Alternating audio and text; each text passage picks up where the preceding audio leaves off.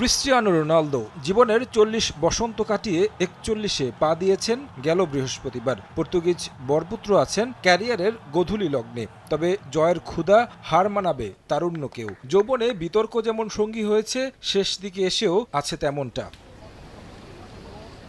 Saudi pro লিগেও নতুন করে ঝামেলায় জড়িয়েছেন CR7। ক্লাব ও লিগ কর্তৃপক্ষের উপর ক্ষুব্ধ পর্তুগিজ তারকা। অবশ্য তার ক্ষোভের কারণটাও যৌক্তিক। সৌদি প্রো লিগে যোগ দেওয়ার পর আপ্রাণ চেষ্টা করে যাচ্ছেন লিগ চ্যাম্পিয়ন হতে, কিন্তু তিনি একা চেষ্টা করে গেলেও টিম কম্বিনেশনের কারণে সেই অধরা শিরোপার দেখা পাচ্ছেন না CR7।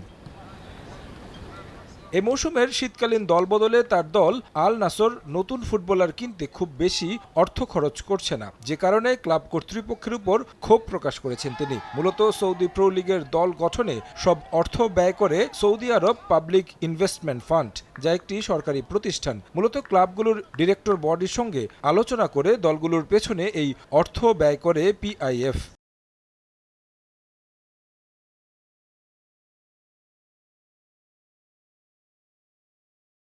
শীতকালীন উইন্ডোতে আল নাসরের প্রতিপক্ষ দল আল হিলালে রোনালদোর রিয়াল মাদ্রিদ সতীর্থ করিম বেনজেমাকে দলে ভিড়িয়েছে, যা দেখে ক্ষোভ বেড়েছে রনের। তার দাবি, আল হিলালের পেছনে খরচ করা হলেও আল নাসরে দল গঠনে খুব বেশি খরচ করছে না PIF।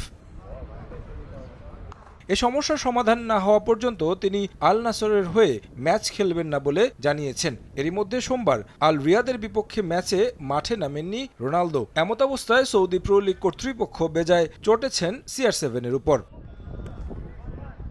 তার এমন কর্মকাণ্ডের কারণে একটি সংবাদ বিজ্ঞপ্তি দিয়ে রোনালদোকে সতর্ক করেছে প্রো লিগ কর্তৃপক্ষ, যেখানে বলা হয়েছে তিনি যত গুরুত্বপূর্ণ ব্যক্তি হন না কেন নিজের ক্লাবের বাইরে সিদ্ধান্ত নিতে পারেন না। সৌদি প্রো লিগের কাঠামো খুবই স্পষ্ট। প্রতিটি ক্লাব একই নিয়মের আওতায় স্বাধীনভাবে পরিচালিত হয়। প্রতিটি ক্লাবের নিজস্ব বোর্ড, নির্বাহী ও ফুটবল ব্যবস্থাপনা রয়েছে। খেলোয়াড় কেনা, ব্যয় ও কৌশল নির্ধারণের সিদ্ধান্ত ক্লাবই নেয় নির্ধারিত আর্থিক কাঠামোর মধ্য থেকে।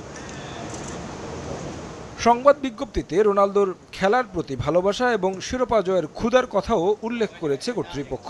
বলা হয়েছে, ক্রিস্টিয়ানো রোনালদো আল নাসরে যোগ দেওয়ার পর থেকেই ক্লাবের সঙ্গে সক্রিয়ভাবে যুক্ত এবং ক্লাবের বিকাশ ও উচ্চাকাঙ্ক্ষায় গুরুত্বপূর্ণ ভূমিকা রাখছেন। একজন শীর্ষ প্রতিযোগীর মতো তিনিও জিততে চান, তবে কোনো ব্যক্তি তিনি যত বড়ই তারকা হন নিজের ক্লাবের বাইরে সিদ্ধান্ত নিতে পারবেন না। এমন বিজ্ঞপ্তিতে রোনালদোর সঙ্গে শুধু আল নাসর নয়, প্রো লিগ কর্তৃপক্ষ যে ক্ষুব্ধ তা প্রকাশ পেল।